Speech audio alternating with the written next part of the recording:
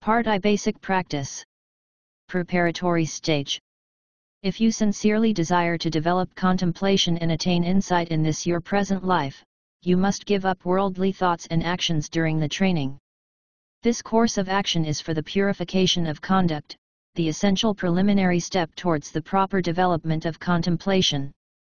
You must also observe the rules of discipline prescribed for laymen, or for monks as the case may be, for they are important in gaining insight. For lay people, these rules comprise the 8 precepts which Buddhist devotees observe on Sabbath days, Aposatha, and during periods of meditation. Point 1. An additional rule is not to speak with contempt, in jest, or with malice to or about any of the noble ones who have attained states of sanctity. Point 2. If you have done so, then personally apologize to him or her, or make an apology through your meditation instructor. If in the past you have spoken contemptuously to a noble one who is at present unavailable or deceased, confess this offense to your meditation instructor or introspectively to yourself. The old masters of Buddhist tradition suggest that you entrust yourself to the Enlightened One, the Buddha, during the training period, for you may be alarmed if it happens that your own state of mind produces unwholesome or frightening visions during contemplation. Also place yourself under the guidance of your meditation instructor, for then, he can talk to you frankly about your work in contemplation and give you the guidance he thinks necessary. These are the advantages of placing trust in the Enlightened One, the Buddha, and practicing under the guidance of your instructor. The aim of this practice and its greatest benefit is release from greed, hatred, and delusion, which are the roots of all evil and suffering. This intensive course in insight training can lead you to such release. So work ardently with this end in view so that your training will be successfully completed. This kind of training in contemplation, based on the foundations of mindfulness, Satipana, had been taken by successive Buddhas and noble ones who attained release. You are to be congratulated on having the opportunity to take the same kind of training they had undergone. It is also important for you to begin your training with a brief contemplation on the 4 protections which the Enlightened One, the Buddha, offers you for reflection. It is helpful for your psychological welfare at this stage to reflect on them. The subjects of the 4 protective reflections are the Buddha himself, loving kindness, the loathsome aspects of the body, and death. First, devote yourself to the Buddha by sincerely appreciating his 9 chief qualities in this way. Truly, the Buddha is holy, fully enlightened, perfect in knowledge and conduct, a welfare, world knower, the incomparable leader of men to be tamed, teacher of gods and mankind, the awakened one and the exalted one. Secondly, reflect upon all sentient beings as the receivers of your loving kindness and identify yourself with all sentient beings without distinction, thus: may I be free from enmity, disease, and grief. As I am, so also may my parents, preceptors, teachers, intimate and indifferent and inimical beings be free from enmity, disease, and grief. May they be released from suffering. Thirdly, reflect upon the repulsive nature of the body to assist you in diminishing the unwholesome attachment that so many people have for the body. Dwell on some of its impurities, such as stomach, intestines, phlegm, pus, blood. 3 Ponder on these impurities so that the absurd fondness for the body may be eliminated. The 4th protection for your psychological benefit is to reflect on the phenomenon of ever-approaching death. Buddhist teachings stress that life is uncertain. 3 The 32 parts of the body as used in body contemplation are: head hair, body hair, nails, teeth, skin, flesh, sinews, bones, marrow, kidney, heart, liver, diaphragm, spleen, lungs, intestines, mesentery, stomach, excrement, bile, phlegm, pus, blood, sweat, lymph, tears, serum, saliva, nasal mucus, synovial fluid, urine and brain. But death is certain, life is precarious but death is sure. Life has death as its goal. There is birth, disease, suffering, old age, and eventually, death. These are all aspects of the process of existence. To begin training, take the sitting posture with the legs crossed. You might feel more comfortable if the legs are not interlocked but evenly placed on the ground, without pressing one against the other. If you find that sitting on the floor interferes with contemplation, then obtain a more comfortable way of sitting. Now proceed with each exercise in contemplation as described. Basic exercise I. Try to keep your mind, but not your eyes, on the abdomen. You will thereby come to know the movements of rising and falling of it. If these movements are not clear to you in the beginning, then place both hands on the abdomen to feel these rising and falling movements. After a short time the upward movement of exhalation will become clear. Then make a mental note of rising for the upward movement, falling for the downward movement. Your mental note of each movement must be made while it occurs. From this exercise you learn the actual manner of the upward and downward movements of the abdomen. You are not concerned with the form of the abdomen. What you actually perceive is the bodily sensation of pressure caused by the heaving movement of the abdomen. So do not dwell on the form of the abdomen but proceed with the exercise. For the beginner it is a very effective method of developing the faculties of attention, concentration of mind and insight in contemplation. As practice progresses, the manner of the movements will be clearer. The ability to know each successive occurrence of the mental and physical processes at each of the 6 sense organs is acquired only when insight contemplation is fully developed. Since you are only a beginner whose attentiveness and power of concentration are still weak, you may find it difficult to keep the mind on each successive rising movement and falling movement as it occurs. In view of this difficulty, you may be inclined to think, I just don't know how to keep my mind on each of these movements. Then simply remember that this is a learning process. The rising and falling movements of the abdomen are always present and therefore there is no need to look for them. Actually, it is easy for a beginner to keep his or her mind on these 2 simple movements. Continue with this exercise in full awareness of the abdomen's rising and falling movements. Never verbally repeat the words, rising, falling, and do not think of rising and falling as words. Be aware only of the actual process of the rising and falling movements of the abdomen. Avoid deep or rapid breathing for the purpose of making the abdominal movements more distinct, because this procedure causes fatigue that interferes with the practice. Just be totally aware of the movements of rising and falling as they occur in the course of normal breathing. Basic exercise 2. While occupied with the exercise of observing each of the abdominal movements, other mental activities may occur between the noting of each rising and falling. Thoughts or other mental functions, such as intentions, ideas, imaginings, are likely to occur between each mental note of rising and falling. They cannot be disregarded. A mental note must be made of each as it occurs. If you imagine something, you must know that you have done so and make a mental note, imagining. If you simply think of something, mentally note, thinking. If you reflect, reflecting. If you intend to do something, intending. When the mind wanders from the object of meditation, which is the rising and falling of the abdomen, mentally note, wandering. Should you imagine you are going to a certain place, note going. When you arrive, arriving. When, in your thoughts, you meet a person, note meeting. Should you speak to him or her, speaking. If you imaginarily argue with that person, note arguing. If you envision or imagine a light or color, be sure to note seeing. A mental vision must be noted on each occurrence of its appearance until it passes away. After its disappearance, continue with basic exercise 1, by being fully aware of each movement of the rising and falling abdomen. Proceed carefully, without slackening. If you intend to swallow saliva while thus engaged, make a mental note intending. While in the act of swallowing, swallowing. If you spit, spitting. Then return to the exercise of noting rising and falling. Suppose you intend to bend the neck, note intending. In the act of bending, bending. When you intend to straighten the neck, intending. In the act of straightening the neck, straightening. The neck movements of bending and straightening must be done slowly. After mentally making a note of each of these actions, proceed in full awareness with noticing the movements of the rising and falling abdomen. Basic exercise 3. Since you must continue contemplating for a long time while in one position, that of sitting or lying down for, you are likely to experience an intense feeling of fatigue, stiffness in the body or in the arms and legs. Should this happen, simply keep the knowing mind on that part of the body where such feelings occur and carry on the contemplation, noting tired or stiff.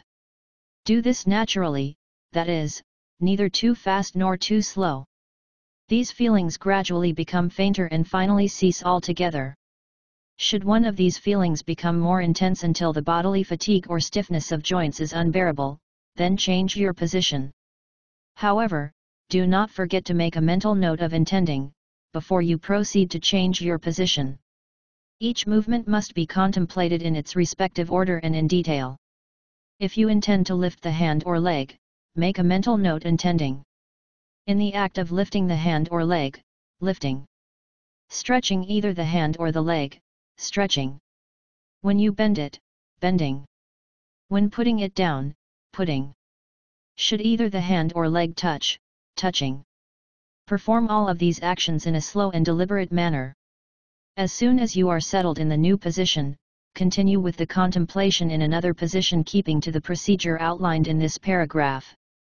Should an itching sensation be felt in any part of the body, keep the mind on that part and make a mental note, itching.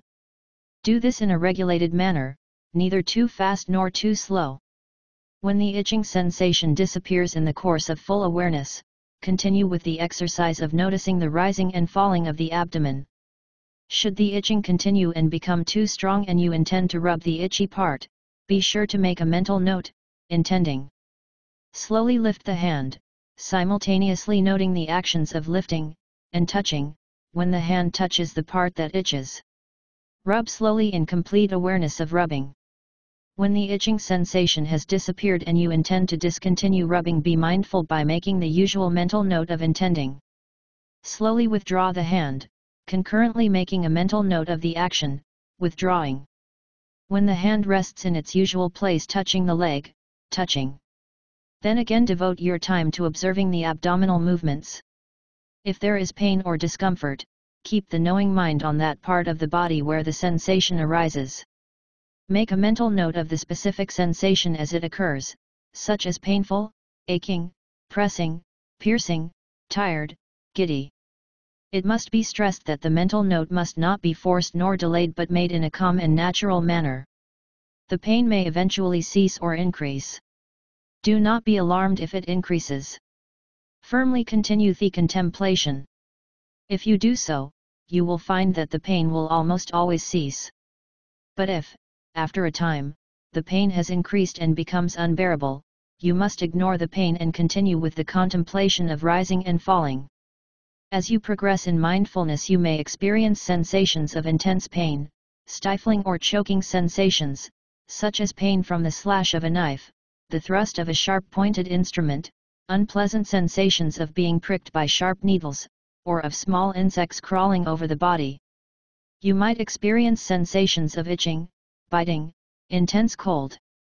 As soon as you discontinue the contemplation, you may also feel that these painful sensations cease. When you resume contemplation, you will have them again as soon as you gain in mindfulness. These painful sensations are not to be considered as something wrong. They are not manifestations of disease but are common factors always present in the body and are usually obscured when the mind is normally occupied with more conspicuous objects. When the mental faculties become keener, you are more aware of these sensations. With the continued development of contemplation, the time will come when you can overcome them and they will cease altogether. If you continue contemplation, firm in purpose, you will not come to any harm. Should you lose courage, become irresolute in contemplation and discontinue for some time, you may encounter these unpleasant sensations again and again as your contemplation proceeds. If you continue with determination, you will most likely overcome these painful sensations and may never again experience them in the course of contemplation. Should you intend to sway the body, then knowingly note intending. While in the act of swaying. When contemplating, you may occasionally discover the body swaying back and forth. Do not be alarmed, neither be pleased nor wish to continue to sway. The swaying will cease if you keep the knowing mind on the action of swaying and continue to note swaying until the action ceases.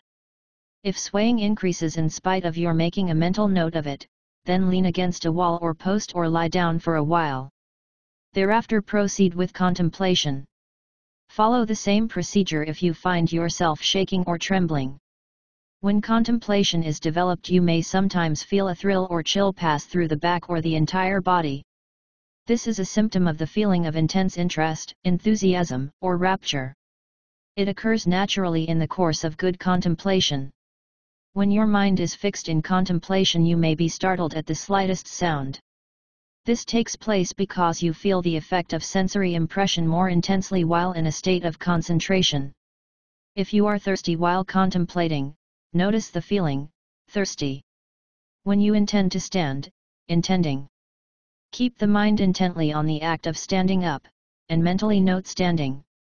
When you look forward after standing up straight, note looking, seeing. Should you intend to walk forward, intending. When you begin to step forward, mentally note each step as walking, walking, or left, right.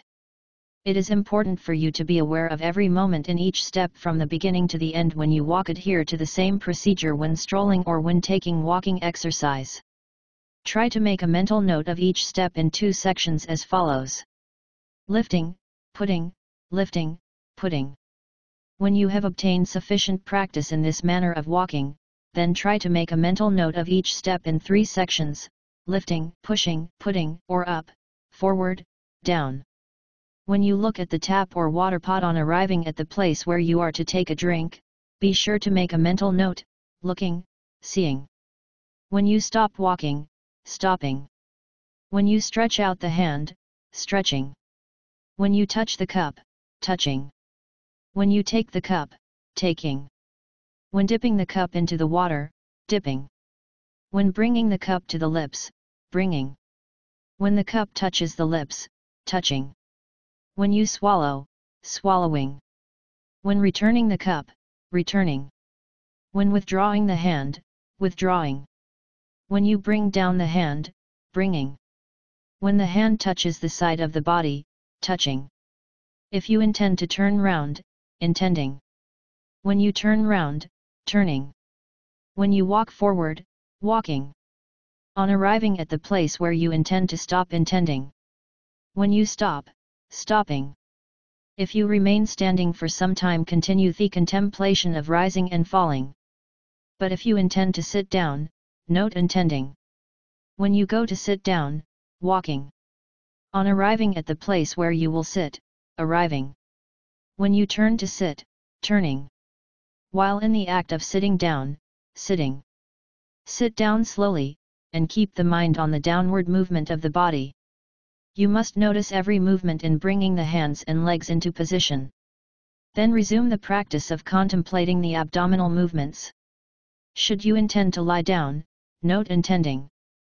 Then proceed with the contemplation of every movement in the course of lying down.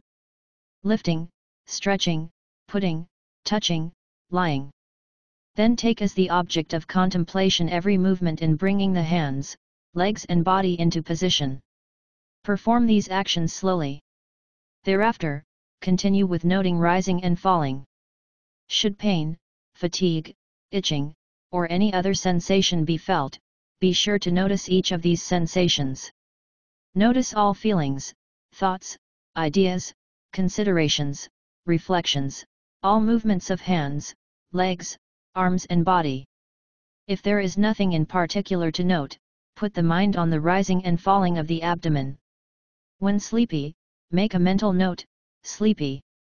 After you have gained sufficient concentration in contemplating, you will be able to overcome drowsiness and you will feel refreshed as a result. Take up again the usual contemplation of the basic object. If you are unable to overcome the drowsy feeling, you must continue contemplating drowsiness until you fall asleep. The state of sleep is the continuity of subconsciousness.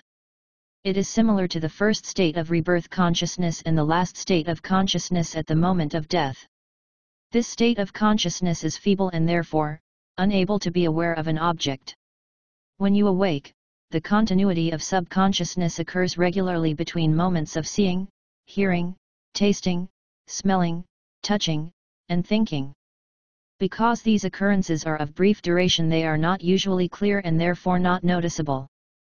Continuity of subconsciousness remains during sleep, a fact which becomes obvious when you wake up, for it is in the state of wakefulness that thoughts and sense objects become distinct. Contemplation should start at the moment you wake up. Since you are a beginner, it may not be possible yet for you to start contemplating at the very first moment of wakefulness. But you should start with it when you remember that you are to contemplate. For example, if on awakening you reflect on something, you should become aware of the fact and begin your contemplation by a mental note, reflecting. Then proceed with the contemplation of rising and falling.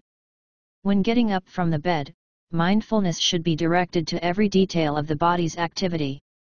Each movement of the hands, legs and rump must be performed in complete awareness.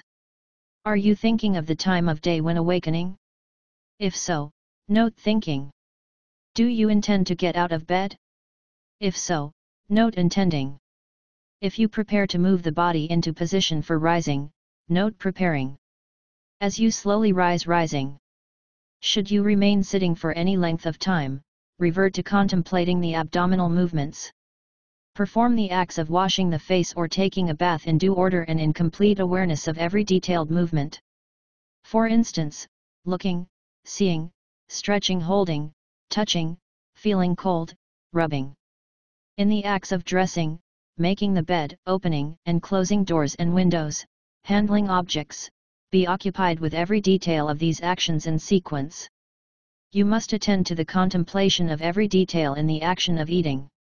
When you look at the food, looking, seeing. When you arrange the food, arranging. When you bring the food to the mouth, bringing. When you bend the neck forwards, bending. When the food touches the mouth, touching. When placing the food in the mouth, placing. When the mouth closes, closing. When withdrawing the hand, withdrawing. Should the hand touch the plate, touching. When straightening the neck, straightening. When in the act of chewing, chewing. When you are aware of the taste, knowing. When swallowing the food, swallowing. While swallowing the food, should the food be felt touching the sides of the gullet, touching. Perform contemplation in this manner each time you take a morsel of food until you finish your meal. In the beginning of the practice there will be many omissions. Never mind. Do not waver in your effort. You will make fewer omissions if you persist in your practice. When you reach an advanced stage of the practice you will also to be able to notice more details than those mentioned here. Advancement in contemplation. After having practiced for a day and a night you may find your contemplation considerably improved. You may be able to prolong the basic exercise of noticing the abdominal movements.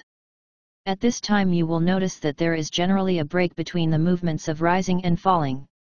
If you are in the sitting posture, fill in this gap with a mental note of the fact of sitting in this way, rising, falling, sitting. When you make a mental note of sitting, keep your mind on the erect position of the upper body. When you are lying down you should proceed with full awareness as follows.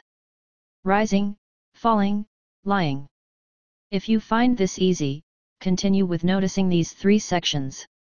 Should you notice that a pause occurs at the end of the rising as well as at the end of the falling movement, then continue in this manner, rising, sitting, falling, sitting. Or when lying down, rising, lying, falling, lying. Suppose you no longer find it easy to make a mental note of 3 or 4 objects in the above manner. Then revert to the initial procedure of noting only the 2 sections, rising and falling. While engaged in the regular practice of contemplating bodily movements you need not be concerned with objects of seeing and hearing. As long as you are able to keep your mind on the abdominal movements of rising and falling it is assumed that the purpose of noticing the acts and objects of seeing is also served. However, you may intentionally look at an object, 2 or 3 times, note as seeing. Then return to the awareness of the abdominal movements. Suppose some person comes into your view. Make a mental note of seeing, 2 or 3 times and then resume attention to the rising and falling movements of the abdomen. Did you happen to hear the sound of a voice? Did you listen to it? If so, make a mental note of hearing, listening and revert to rising and falling. But suppose you heard loud noises, such as the barking of dogs, loud talking, or shouting? If so, immediately make a mental note 2 or 3 times, hearing, then return to your basic exercise. If you fail to note and dismiss such distinctive sounds as they occur, you may inadvertently fall into reflections about them instead of proceeding with intense attention to rising and falling, which may then become less distinct and clear. It is by such weakened attention that mind-defiling passions breed and multiply. If such reflections do occur, make a mental note reflecting, 2 or 3 times, then again take up the contemplation of rising and falling. Should you forget to make a mental note of body, leg, or arm movements, then mentally note forgetting, and resume your usual contemplation on abdominal movements. You may feel at times that breathing is slow or that the rising and falling movements are not clearly perceived. When this happens, and you are in the sitting position, simply move the attention to sitting, touching, or if you are lying down, to lying, touching. While contemplating touching, your mind should not be kept on the same part of the body but on different parts successively. There are several places of touch and at least 6 or 7 should be contemplated. 5. Basic Exercise 4. Up to this point you have devoted quite some time to the training course. You might begin to feel lazy after deciding that you have made inadequate progress. By no means give up. Simply note the fact, lazy. Before you gain sufficient strength in attention, concentration, and insight, you may doubt the correctness or usefulness of this method of training. In such a circumstance, turn to contemplation of the thought, doubtful. Do you anticipate or wish for good results? If so, make such thoughts the subject of your contemplation, anticipating, or wishing. Are you attempting to recall the manner in which the training was conducted up to this point? Yes? Then take up contemplation on recollecting. Are there occasions when you examine the object of contemplation in order to determine whether it is mind or matter? If so, then be aware of examining. Do you regret that there is no improvement in your contemplation? If so, attend to the feeling of regret. Conversely, are you happy that your contemplation is improving? If you are, then contemplate the feeling of being happy.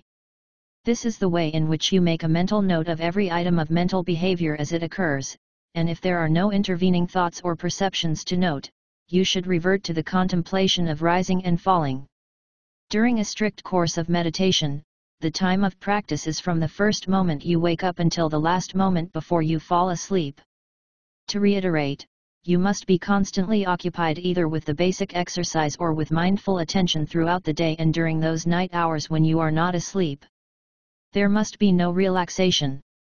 Upon reaching a certain stage of progress with contemplation, you will not feel sleepy in spite of these prolonged hours of practice. On the contrary, you will be able to continue the contemplation day and night. Summary. It has been emphasized during this brief outline of the training that you must contemplate on each mental occurrence, good or bad, on each bodily movement large or small, on every sensation, bodily or mental feeling, pleasant or unpleasant, and so on. If, during the course of training, occasions arise when there is nothing special to contemplate upon, be fully occupied with attention to the rising and falling of the abdomen. When you have to attend to any kind of activity that necessitates walking, then, in complete awareness, each step should be briefly noted as walking or left, right. But when you are taking a walking exercise, contemplate on each step in 3 sections, up, forward, down. The student who thus dedicates himself or herself to the training day and night, will be able in not too long a time, to develop concentration to the initial stage of the 4th degree of insight, knowledge of arising and passing away, 6 and onward to higher stages of insight meditation, Vipassana. Part 2 Progressive Practice. When, as mentioned above, by dint of diligent practice, mindfulness and concentration have improved, the meditator will notice the pairwise occurrence of an object and the knowing of it, such as the rising and awareness of it, the falling and awareness of it, sitting and awareness of it, bending and awareness of it, stretching and awareness of it, lifting and awareness of it, putting down and awareness of it. Through Further he reflects, material processes of bending, stretching, and so on, follow mental processes of intending to bend, stretch and so forth. He goes on to reflect, one's body becomes hot or cold because of to the element of heat or cold, to the body exists on food and nourishment, consciousness arises because there are objects to notice, seeing arises through visual objects, hearing through sounds, and also because there are to the sense organs, eye, ear etc., as conditioning factors. Intention and noticing result from previous experiences, feelings, sensations, of all kinds are to the consequences of previous karma into the sense that material processes and mental processes take place ever since birth because of previous karma. There is nobody to create this body and mind, and all that happens has causal factors. Such reflections come to the meditator while he is noticing any object as it arises. He does not stop doing so to take time to reflect. While noticing objects as they arise, these reflections are so quick that they appear to be automatic. To the meditator, then, must note, reflecting, recognizing, and continue noticing objects as usual. After having reflected that material processes and mental processes being noticed are conditioned by to the previous processes of to the same nature, to the meditator reflects further that body and mind into the former existences were conditioned by to the preceding causes, that into the following existences body and mind will result from to the same causes, and apart from this dual process there is no separate being or person, only causes and effects taking place. Such reflections must also be noticed, and then contemplation should go on as usual. Point 8 Such reflections will be many into the case of persons with a strong intellectual bent and less into the case of those with no such bent. Be that as it may, energetic noticing must be made of all these reflections. Noticing them will result in their reduction to a minimum, allowing insight to progress unimpeded by an excess of such reflections. It should be taken for granted that a minimum of reflections will suffice here. When concentration is practiced in an intensive manner, to the meditator may experience almost unbearable sensations, such as itching, aches, heat, dullness and stiffness. If mindful noticing is stopped, such sensations will disappear. When noticing is resumed, they will reappear. Such sensations arise in consequence of to the body's natural sensitivity and are not to the symptoms of a disease. If they are noticed with energetic concentration, they fade away gradually. Again, to the meditator sometimes sees images of all kinds as if seeing them with his own eyes. For example, to the Buddha comes into to the scene in glorious radiance, a procession of monks into the sky, pagodas, dagobas, and images of to the Buddha, meeting with beloved ones, trees or woods, hills or mountains, gardens, buildings, finding oneself face to face with bloated dead bodies or skeletons, swelling of one's body, covered with blood, falling into pieces and reduced to a mere skeleton, seeing in one's body to the entrails and vital organs and even germs, seeing to the denizens of to the hells and heavens. These are nothing but creatures of one's imagination sharpened by intense concentration. They are similar to what one comes across in dreams. They are not to be welcomed and enjoyed, nor need one be afraid of them. These objects seen into the course of contemplation are not real, they are mere images or imaginations, whereas to the mind that sees those objects is a reality. But purely mental processes, unconnected with fivefold sense impressions, cannot easily be noticed with sufficient clarity and detail. Hence principal attention should be given to sense objects which can be noticed easily, and to those mental processes which arise in connection with sense perceptions. So whatever object appears, to the meditator should notice it, saying mentally, seeing until it disappears. It will either move away, fade away, or break asunder. To the outset, this will take several noticings, say about 5 to 10. But when insight develops, to the object will disappear after a couple of noticings. However, if to the meditator wishes to enjoy to the sight, or to look closely into to the matter, or get scared of it, then it is likely to linger on. If to the object be induced deliberately, then through delight it will last a long time. So care must be taken not to think of or incline towards extraneous matters while one's concentration is good. If such thoughts come in, they must be instantly noticed and dispelled. Into the case of some persons, they experience no extraordinary objects or feelings and, while contemplating as usual, become lazy. They must notice this laziness thus, lazy, lazy, until they overcome it. At this stage, whether or not to the meditators come across extraordinary objects or feelings, they know clearly to the initial, to the intermediate and to the final phases of every noticing. To the beginning of the practice, while noticing one object, they had to switch onto a different object that arose, but they did not notice clearly to the disappearance of the previous object. Now, only after cognizing to the disappearance of an object, they notice to the new object that arises. Thus they have a clear knowledge of to the initial, to the intermediate and to the final phases of to the object noticed. At this stage, when to the meditator becomes more practiced, he perceives in every act of noticing that an object appears suddenly and disappears instantly. His perception is so clear that he reflects thus: all comes to an end, all disappears. Nothing is impermanent, it is truly impermanent. His reflection is quite in line with what is stated into the commentary to the Pali text: all is impermanent, into the sense of destruction, non-existence after having been. He reflects further: it is through ignorance that we enjoy life. But in truth, there is nothing to enjoy. There is a continuous arising and disappearing by which we are harassed ever and anon. This is dreadful indeed. At any moment we may die and everything is sure to come to an end. This universal impermanence is truly frightful and terrible. His reflection agrees with to the commentarial statement: what is impermanent is painful, painful into the sense of terror, painful because of oppression by rise and fall. Again, experiencing severe pains, he reflects thus: all is pain, all is bad. This reflection agrees with what to the commentary states: he looks on pain as a barb, as a boil, as a dart. He further reflects: this is a mass of suffering, suffering that is unavoidable. Arising and disappearing, it is worthless. One cannot stop its process. It is beyond one's power. It takes its natural course. This reflection is quite in agreement with to the commentary: what is painful is not self into the sense of having no core, because there is no exercising of power over it. To the meditator must notice all these reflections and go on contemplating as usual.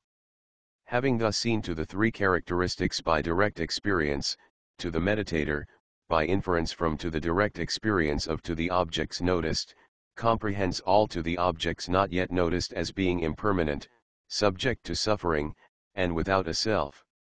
In respect of objects not personally experienced, he concludes, they too are constituted into the same way, impermanent, painful, and without a self. This is an inference from his present direct experience. Such a comprehension is not clear enough into the case of one with less intellectual capacity or limited knowledge, who pays no attention to a reflection but simply goes on noticing objects. But such a comprehension occurs often to one who yields to reflection, which, in some cases, may occur at every act of noticing. Such excessive reflecting, however, is an impediment to the progress of insight. Even if no such reflections occur at this stage, comprehension will nevertheless become increasingly clear at to the higher stages. Hence, no attention should be given to reflections. While giving more attention to the bare noticing of objects, to the meditator must, however, also notice these reflections if they occur, but he should not dwell on them. 9. After comprehending to the three characteristics, to the meditator no longer reflects but goes on with noticing those bodily and mental objects which present themselves continuously. Then to the moment when to the five mental faculties, namely, faith, energy, mindfulness, concentration, and knowledge, are properly balanced, to the mental process of noticing accelerates as if it becomes uplifted, and to the bodily and mental processes to be noticed also arise much quicker. In a moment of in-breathing to the rising of to the abdomen presents itself in quick succession, and to the falling also becomes correspondingly quicker. Quick succession is also evident into the process of bending and stretching. Slight movements are felt spreading all over to the body. In several cases, prickly sensations and itching appear in quick succession momentarily. By and large, these are feelings hard to bear. To the meditator cannot possibly keep pace with to the quick succession of varied experiences if he attempts to notice them by name. Noticing has here to be done in a general manner, but with mindfulness. At this stage one need not try to notice details of to the objects arising in quick succession, but one should notice them generally. If one wishes to name them, a collective designation will be sufficient. If one attempts to follow them in a detailed manner, one will get tired soon. To the important thing is to notice clearly and to comprehend what arises. At this stage, to the usual contemplation focused on a few selected objects should be set aside and mindful noticing should attend to every object that arises at to the six sense doors. Only when one is not keen on this sort of noticing, then one should revert to the usual contemplation. Practical Vipassana meditation exercises. The following is a talk by the Venerable Mahasi Sayadaw, Agamakpada, given to meditators on their induction at Mahas Meditation Center, Rangoon, Burma. It was translated from the Burmese by Unyinyi, and edited in 1997 by Bhikkhu Pasala. The practice of Vipassana or insight meditation is the effort to understand correctly the nature of the mental and physical phenomena within one's own body. Physical phenomena are the things or objects that one clearly perceives around and within one. The whole of one's body constitutes a group of material qualities, rupa. Mental phenomena are acts of consciousness or awareness, nama. These are clearly perceived whenever things are seen, heard, smelled, tasted, touched, or thought of. We must make ourselves aware of these mental phenomena by observing them and noting thus, seeing, hearing, smelling, tasting, touching, or thinking. Every time one sees, hears, smells, tastes, touches, or thinks, one should make a note of the fact. However, in the beginning of one's practice, one cannot make a note all of these events.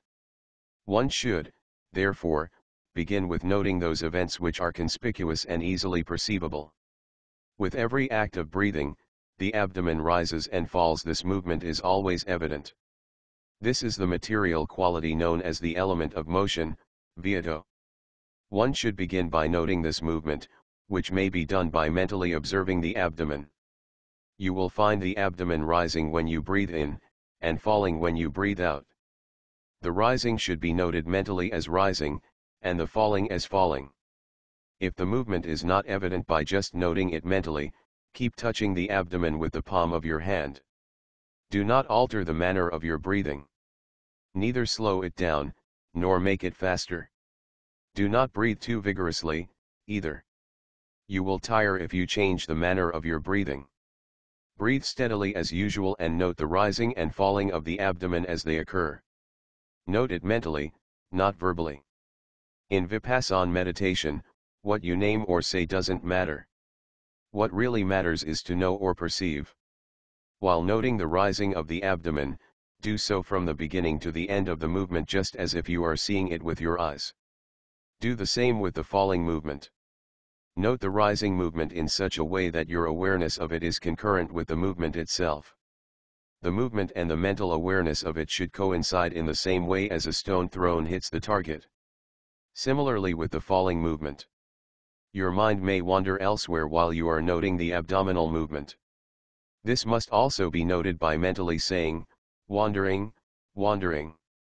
When this has been noted once or twice, the mind stops wandering, in which case you return to noting the rising and falling of the abdomen.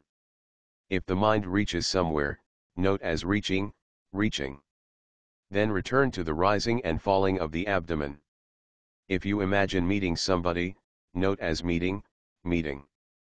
Then return to the rising and falling. If you imagine meeting and talking to somebody, note as talking. In short, whatever thought or reflection occurs should be noted. If you imagine, note as imagining. If you think, thinking. If you plan, planning.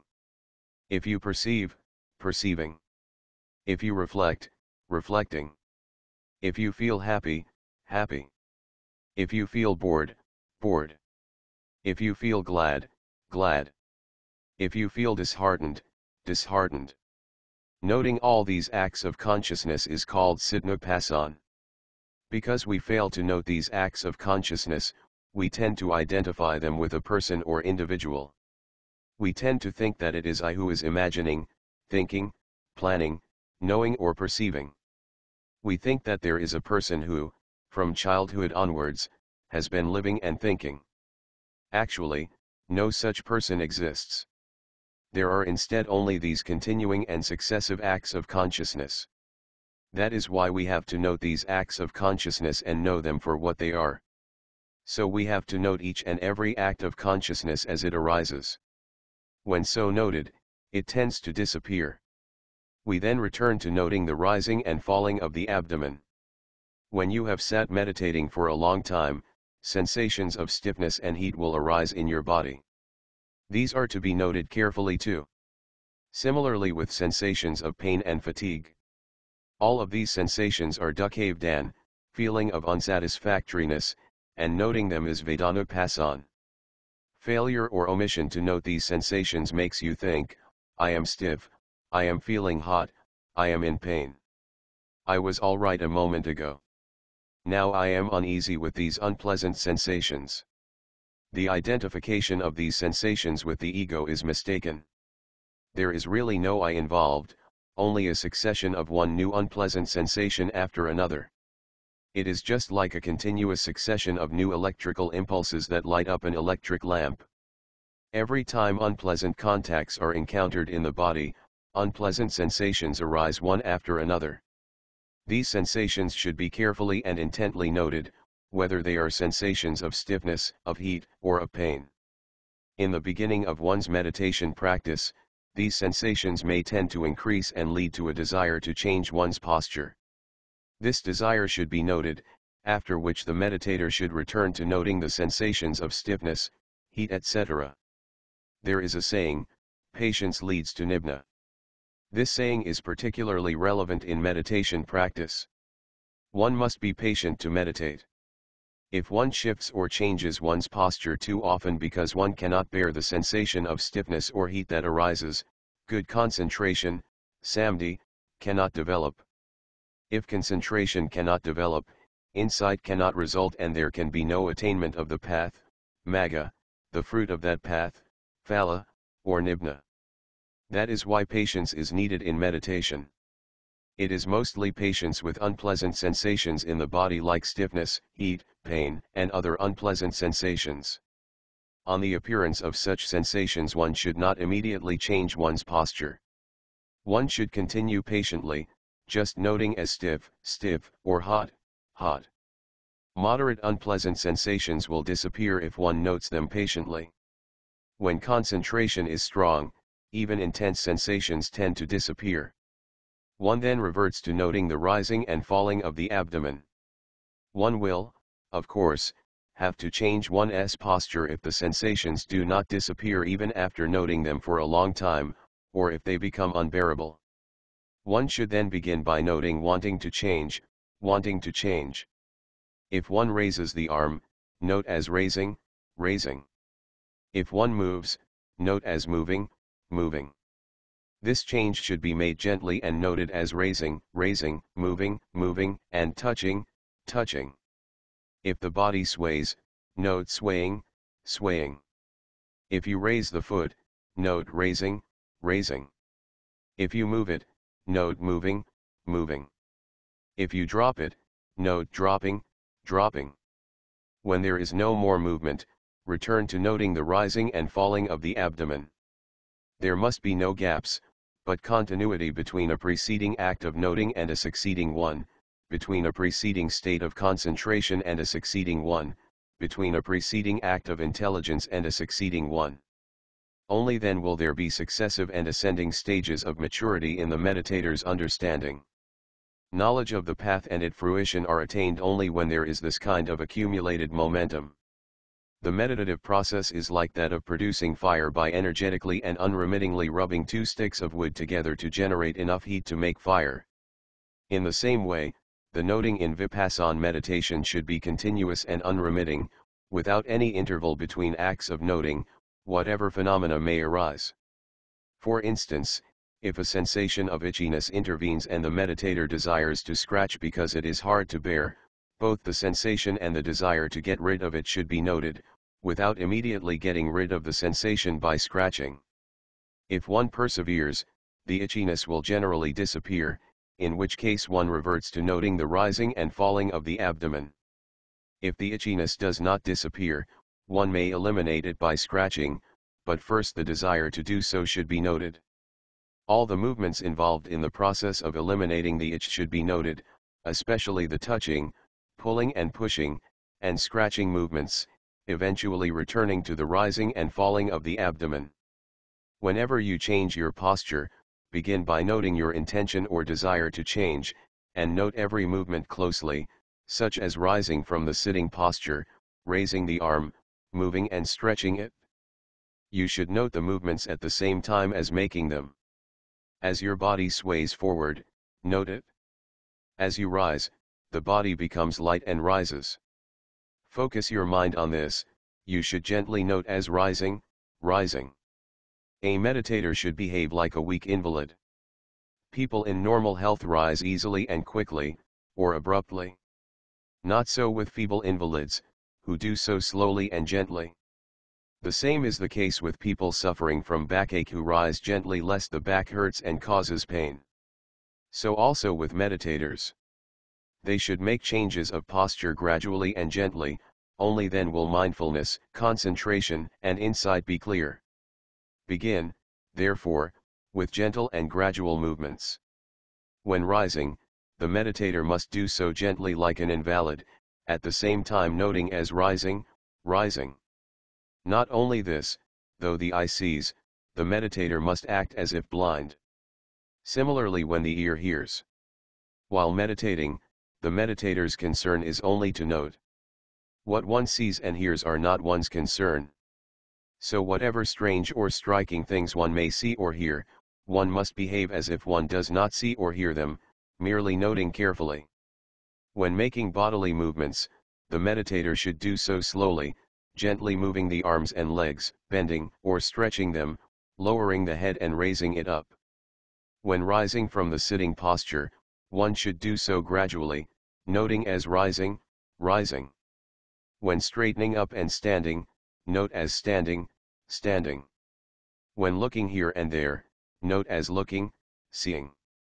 When walking, note the steps, whether they are taken with the right or the left foot.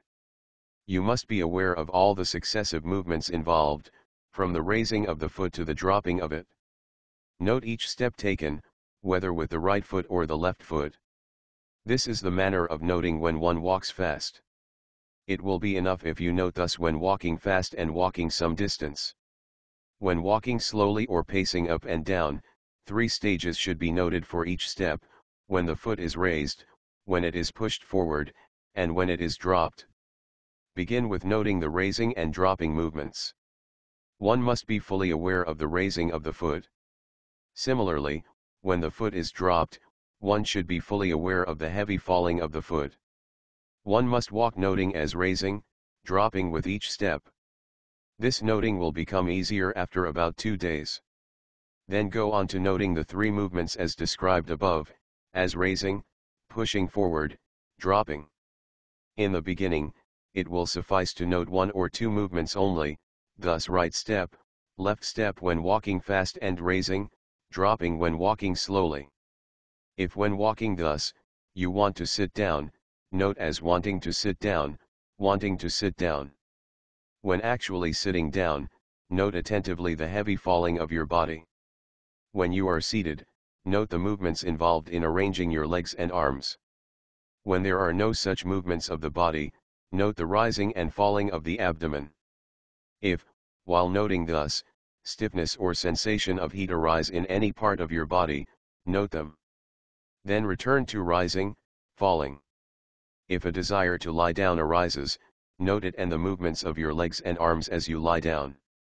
The raising of the arm, the moving of it, the resting of the elbow on the floor, the swaying of the body, the stretching of the legs, the listing of the body as one slowly prepares to lie down, all these movements should be noted.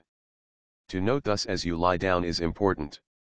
In the course of this movement, that is, lying down, you can gain distinctive knowledge, i.e. knowledge of the path and its fruition. When concentration and insight are strong, distinctive knowledge can come at any moment. It can arise in a single bend of the arm or in a single stretch of the arm.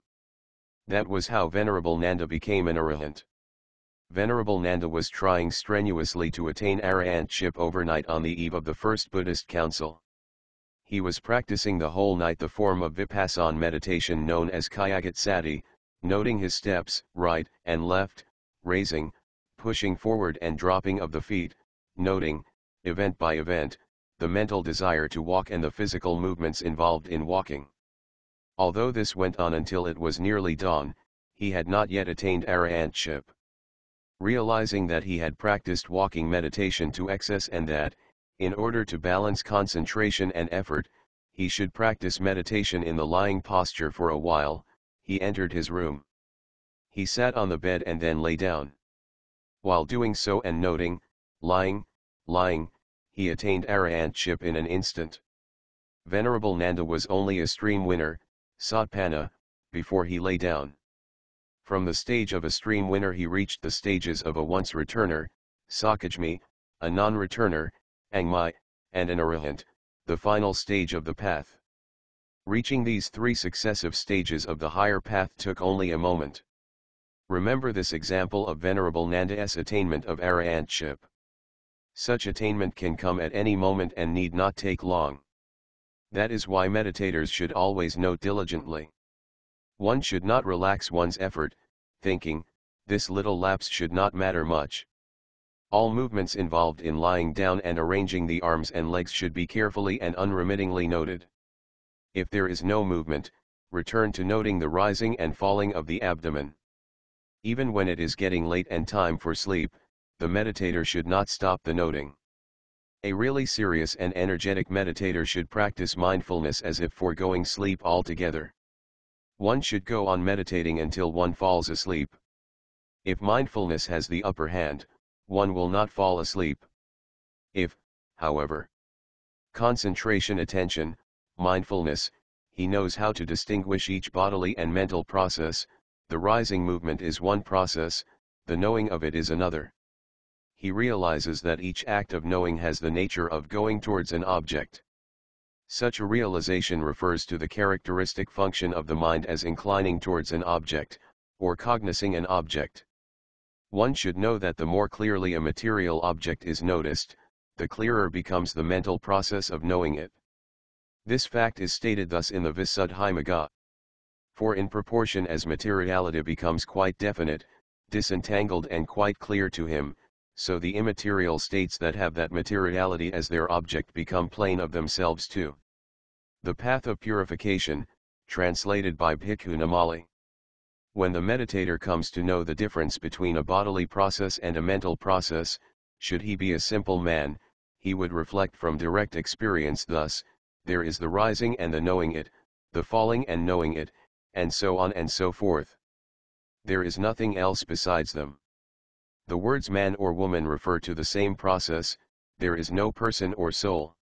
Should he be a well-informed man, he would reflect from direct knowledge of the difference between a material process as object and a mental process of knowing it, thus, it is true that there are only body and mind.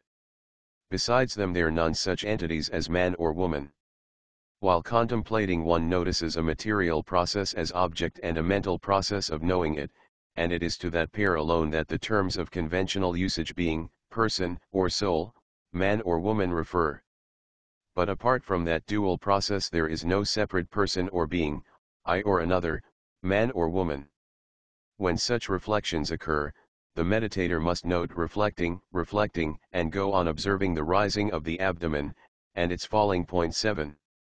With further progress in meditation, to the conscious state of an intention is evident before a bodily movement occurs. To the meditator first notices that intention. Though also to the start of his practice, he does notice intending, for instance, to bend an arm, yet he cannot notice that state of consciousness distinctly. Now, at this more advanced stage, he clearly notices to the consciousness consisting of to the intention to bend. So he notices first to the conscious state of an intention to make a bodily movement, then he notices to the particular bodily movement. To the beginning, because of omission to notice an intention, he thinks that bodily movement is quicker than to the mind knowing it. Now, at this advanced stage, mind appears to be to the forerunner. To the meditator readily notices the intention of bending, stretching, sitting, standing, going, and so on. He also clearly notices to the actual bending, stretching, etc. So he realizes to the fact that mind knowing a bodily process is quicker than to the material process. He experiences directly that a bodily process takes place after a preceding intention. Again he knows from direct experience that to the intensity of heat or cold increases while he is noticing hot, or cold, cold. In contemplating regular and spontaneous bodily movements such as to the rising and falling of to the abdomen, he notices one after another continuously. He also notices to the arising in him of mental images such as to the Buddha, and Arahat, as well as any kind of sensation that arises in his body, such as itch, ache, heat, with attention directed onto the particular spot where to the sensation occurs. One sensation has hardly disappeared, then another arises, and he notices them all accordingly. While noticing every object as it arises, he is aware that a mental process of knowing depends on an object. Sometimes, to the rising and falling of to the abdomen is so faint that he finds nothing to notice. Then, it occurs to him that there can be no knowing without an object. When no noticing of to the rising and falling is possible, one should be aware of sitting and touching or lying and touching. Touching is to be noticed alternatively. For example, after noticing sitting, notice to the touch sensation to the right foot, caused by its contact with to the ground or seat. Then, after noticing sitting, notice to the touch sensation to the left foot. Into the same manner, notice to the touch sensation at several places. Again, in noticing seeing, hearing, to the meditator comes to know clearly that seeing arises from to the contact of eye and visual object, and hearing arises from to the contact of ear and sound. The Venerable Mahasi Sayadaw. A biographical sketch. The Venerable Mahasi Sayadaw was born in the year 1904 at Sikhun, a large, prosperous, and charming village lying about 7 miles to the west of the historic Shwebo town in Upper Burma.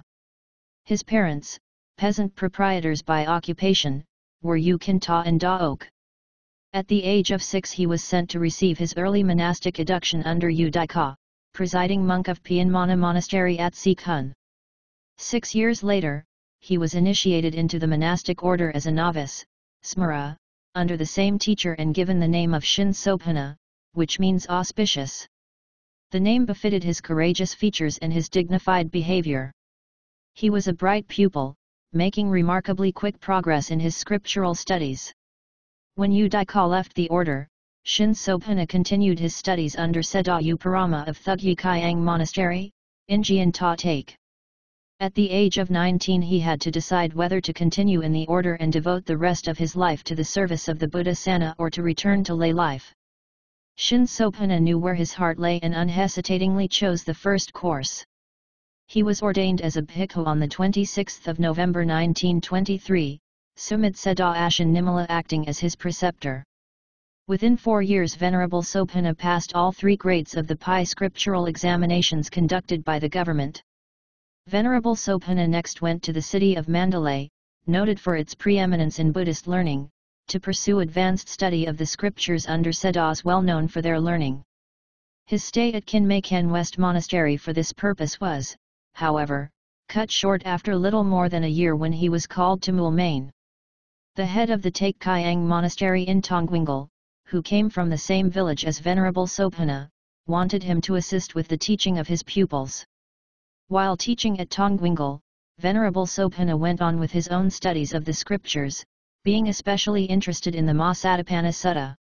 His deepening interest in the Satipana method of Vipassana meditation took him next to neighboring Thaton, where the well-known Ming-Un Jetavan Sayadaw was teaching it. Under the Ming-Un Jetavan Sayadaw's instruction, Venerable Sophana took up intensive practice of Vipassana meditation. Within 4 months he had such good results that he could teach it properly to his first 3 disciples at Sikun while he was on a visit there in 1938. After his return from Thaton to Tongwingal, owing to the grave illness and subsequent death of the aged Take Kyang Sayadaw, to resume his teaching work and to take charge of the monastery, Venerable Sophana sat for and passed with distinction the government-held Dhamkarya, Teacher of the Dhamma, examination in June 1941. On the eve of the Japanese invasion of Burma, Venerable Sophana had to leave Tongwingal and return to his native Sikun. This was a welcome opportunity for him to devote himself wholeheartedly to his own practice of Satipana Vipassana meditation and to teaching it to a growing number of disciples. The Mas Monastery at Sikun, whence he became known as Mas Sayadaw, fortunately remained free from the horror and disruption of war. During this period the Sayadaw's disciples prevailed upon him to write the Manual of Vipassana Meditation, an authoritative and comprehensive work expounding both the doctrinal and practical aspects of Satipana meditation. It was not long before the Mas Sayadaw's reputation as a skilled meditation teacher had spread throughout the Shwebo Sagaing region and came to the attention of a devout and wealthy Buddhist, Sir Yuthwin. Yuthwin wanted to promote the Buddha Sana by setting up a meditation center directed by a teacher of proven virtue and ability. After listening to a discourse on Vipassana given by the Sayadaw and observing his serene and noble demeanor, Sir Yuthwin had no difficulty in deciding that the Mas Sayadaw was the meditation teacher he had been looking for. On 13 November 1947, the Buddhasana Nagaha Association was founded at Rangoon with Sir Yuthwin as its first president, and with scriptural learning and the practice of the Dhamma as its object. Sir Yuthwin donated to the association a plot of land in Hermitage Road, Rangoon, measuring over 5 acres, for the erection of the proposed meditation center. In 1978, the center occupied an area of 19.6 acres, on which a vast complex of buildings and other structures had been built.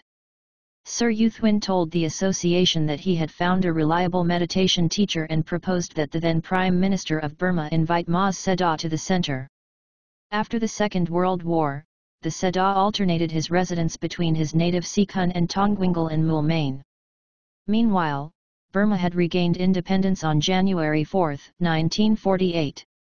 In May 1949, during one of his sojourns at Sikun, the Sayadaw completed a new Nisaya translation of the Mahasatipana Sutta. This work excels the average Nisaya translation of this sutta, which is very important for those who wish to practice Vipassana meditation but need guidance.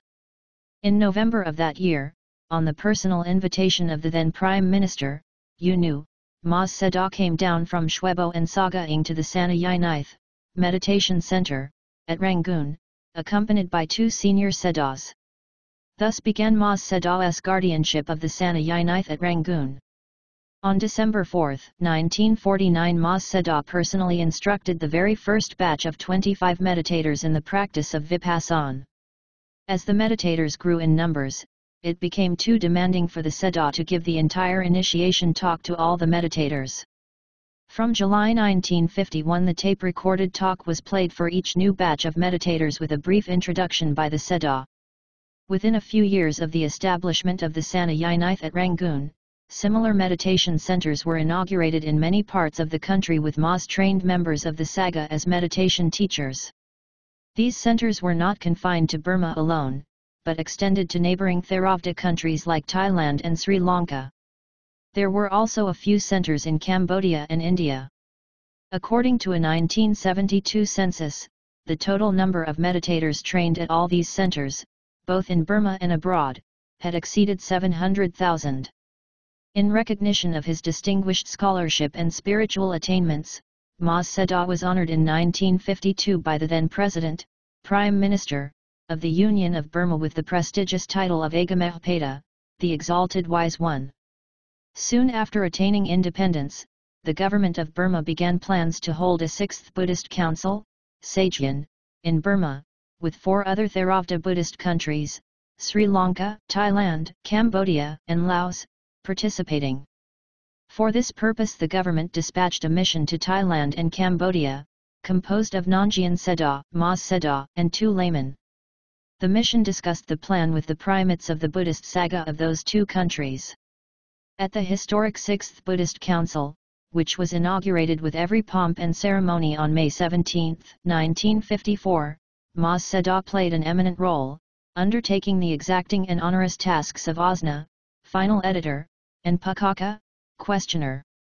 A unique feature of this council was the editing of the commentaries, Ahakath, and sub-commentaries, Ka with Macron, as well as the canonical texts. In the editing of this commentarial literature, Mas Sayadaw was responsible for making a critical analysis, sound interpretation, and skillful reconciliation of several crucial and divergent passages. A significant result of the 6th Buddhist Council was the revival of interest in Theravada Buddhism among Mahina Buddhists. In 1955, while the council was in progress, 12 Japanese monks and a Japanese laywoman arrived in Burma to study Theravada Buddhism. The monks were initiated into the Theravada Buddhist Sangha as novices while the laywoman was made a Buddhist nun. Then, in July 1957, at the instance of the Buddhist Association of Moji, the Buddhasana Council of Burma sent a Theravada Buddhist mission to Japan. Mas Sayadaw was one of the leading representatives of the Burmese Sangha in that mission. Also in 1957, Mas Sayadaw undertook the task of writing an introduction in Pai to the Visuddhimagga Ahakath, to refute certain misstatements about its famous author, Venerable Buddhaghosa. The Sayadaw completed this difficult task in 1960, his work bearing every mark of distinctive learning and depth of understanding. By then the Sayadaw had also completed 2 volumes, out of 4, of his Burmese translation of this famous commentary and classic work on Buddhist meditation. At the request of the government of Sri Lanka, a special mission headed by Sayadaw U. Sujata, an eminent deputy of Mas Sayadaw, went there in July 1955 to promote Satipana meditation. The mission stayed in Sri Lanka for over a year doing admirable work, setting up 12 permanent and 17 temporary meditation centers. Following the completion of a meditation center on a site granted by the Sri Lankan government, a larger mission led by Mas Sayadaw left Burma for Sri Lanka on January 6, 1959, via India. The mission was in India for about 3 weeks, during which its members visited several holy places associated with the life and work of Lord Buddha. They also gave religious talks on suitable occasions and had interviews with Prime Minister Sri Jawaharlal Nehru, President of India Dr. Rajendra Prasad and Vice President Drive S. Radhakrishnan. A notable feature of the visit was the warm welcome received from members of the depressed classes, who had embraced Buddhism under the guidance of their late leader Dr. Ambedkar. The mission flew from Madras to Sri Lanka on January 29, 1959 and arrived at Colombo on the same day. On Sunday, February 1, at the opening ceremony of the meditation center named Bhaitvan Mahihana, Mas Sayadaw delivered an address in Pai after Prime Minister Bandaranaike and some others had spoken. The members of the mission next went on an extended tour of the island, visiting several meditation centers where Mas Sayadaw gave discourses on Vipassana meditation. They also worshipped at famous sites of Buddhist pilgrimage like Palanruwa, Anuradhapura, and Kandy. This historic visit of the Burmese mission under the inspiring leadership of Mas Sayadaw was symbolic of the ancient and close ties of friendship between these 2 Theravada Buddhist countries. Its benefit to the Buddhist movement in Sri Lanka was a revival of interest in meditation, which seemed to have declined. In February 1954, a visitor to the Sanayanith might have noticed a young Chinese man practicing Vipassana meditation. The meditator in question was a Buddhist teacher from Indonesia by the name of Bungan who had become interested in Vipassana meditation. Under the guidance of Mas Sayadaw and Sayadaw U. Nuttara, Mr. Bungan made such excellent progress that in little more than a month Mas Sayadaw gave him a detailed talk on the progress of insight. Later he was ordained a bhikkhu and named Venerable Janarakita, with Mas Sayadaw as his preceptor. After he returned as a Buddhist monk to Indonesia, the Vipassana Council received a request to send a Burmese Buddhist monk to promote missionary work in Indonesia. It was decided that Mas Sayadaw, as the preceptor and mentor of Ashin Janarakita, should go. With 13 other Theravada monks, Mas Sayadaw undertook such primary missionary activities as consecrating smas, ordination boundaries, ordaining bhikkhus, initiating novices, and giving discourses, particularly talks on Vipassana meditation. Considering these fruitful activities in promoting Buddhism in Indonesia and Sri Lanka, we might describe Mas Sayadaw's missions to these countries as Dhammavijaya, victory of the Dhamma, journeys. As early as 1952, at the request of the Thai Minister for Saga Affairs, Mas Sayadaw had sent Sayadaws U Sabha and U Indava SA to Thailand for the promotion of Satipana Vipassana. Thanks to their efforts, Mas Sayadaw's method gained wide acceptance in Thailand. By 1960, many meditation centers had been established and the number of Mas meditators exceeded 100,000.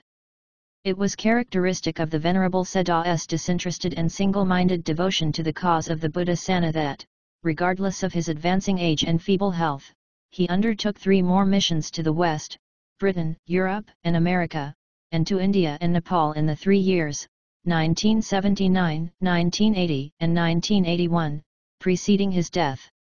Abhidhajamarahaguru Masayin Sayadaw, who presided over the Saganyaka Executive Board at the 6th Buddhist Council, urged Mas Sayadaw to teach 2 commentaries to the Saga at Sanayinith. Venerable Buddhaghosa's Visuddhimagga Hakath and Venerable Dhammapla's Visuddhimagga deal primarily with Buddhist meditation theory and practice, though they also offer useful explanations of important doctrinal points, so they are vital for prospective meditation teachers. Mas Sayadaw began teaching these 2 works on February 2, 1961, for 1.5 or 2 hours daily. Based on the lecture notes taken by his pupils, the Sayadaw started writing a Nisaya translation of the Visuddhimagga, completing it on February 4, 1966. This Nisaya was an exceptional achievement. The section on the different views held by other religions, Samayantara, was most exacting since the Sayadaw had to familiarize himself with ancient Hindu philosophy and terminology by studying all available references, including works in Sanskrit and English. Up till now Mas Sayadaw has to his credit 67 volumes of Burmese Buddhist literature. Space does not permit us to list them all here, but a complete up-to-date list of them is appended to the Sayadaw's latest publication, namely, A Discourse on Sakhipaha Sutta, published in October 1978. At one time, Mas Sayadaw was severely criticized in certain quarters for his advocacy of the allegedly unorthodox method of noting the rising and falling of the abdomen in Vipassana meditation. It was mistakenly assumed that this method was an innovation of the Sayadaws, whereas the truth is that it had been approved several years before Mas Sayadaw adopted it, by no less an authority than the Mlay, original, Ming Unjetavan Sayadaw, and that it is in no way contrary to the Buddha's teaching on the subject. The reason for Mas Sayadaw's preference for this method is that the average meditator finds it easier to note this manifestation of the element of motion, vietto. It is not, however, imposed on all who come to practice at any of the Mas meditation centers. One may, if one likes, practice Entnasati. Mas Sayadaw himself refrained from joining issue with his critics on this point, but 2 learned Sayadaws brought out a book each in defense of the Sayadaw's method, thus enabling those who are interested in the controversy to judge for themselves. This controversy arose in Sri Lanka where some members of the Sangha, inexperienced and unknowledgeable in practical meditation, publicly assailed Mas Sayadaw's method in newspapers and journals. Since this criticism was voiced in the English language with worldwide coverage, silence could no longer be maintained, and so Sayadaw U Nuttara of Kabai, World Peace Pagoda Campus, forcefully responded to the criticisms in the pages of the Sri Lankan Buddhist periodical World Buddhism. Mas Sayadaw's international reputation has attracted numerous visitors and meditators from abroad, some seeking enlightenment for their religious problems and others intent on practicing meditation under the Sayadaw's personal guidance. Among the first meditators from abroad was former British Rear Admiral E. H. Shattuck, who came on leave from Singapore and practiced meditation at the Sanayinith in 1952. On his return to England he published a book entitled An Experiment in Mindfulness, in which he related his experiences in generally appreciative terms. Another foreigner was Mr. Robert Duveau, a French-born American from California. He came and practiced meditation at the center first as a lay meditator and later as a bhikkhu. He subsequently published a book in France about his experiences in the Satipana Vipassana method. Particular mention should be made of Anagrika Sri Munindra of Buddhagay in India, who became a close disciple of Mahasi Sayadaw, spending several years with the Sayadaw learning the Buddhist scriptures and practicing Vipassana. Afterwards he directed an international meditation center at Buddhagay where many people from the West came to practice meditation. Among these meditators was a young American, Joseph Goldstein, who has written a perceptive book on insight meditation titled The Experience of Insight, A Natural Unfolding. Some of the Sayadaw's works have been published abroad, such as the Satipana Vipassana Meditation and Practical Insight Meditation by the Unity Press, San Francisco, California, USA, and The Progress of Insight by the Buddhist Publication Society, Kandy, Sri Lanka. Selfless and able assistance was rendered by Upe Thin, now deceased, and Mayana Utin in the Sayadaw's dealings with his visitors and meditators from abroad and in the translation into English of some of Sayadaw's discourses on Vipassana meditation. Both of them were accomplished meditators. The Venerable Mahasi Sayadaw is profoundly revered by countless grateful disciples in Burma and abroad. Although it was the earnest wish of his devoted disciples that the Venerable Mahasi Sayadaw might live for several more years and continue showering the blessings of the Buddhadhamma on all those in search freedom and deliverance, the inexorable law of impermanence terminated, with tragic suddenness, his selfless and dedicated life on the 14th of August 1982.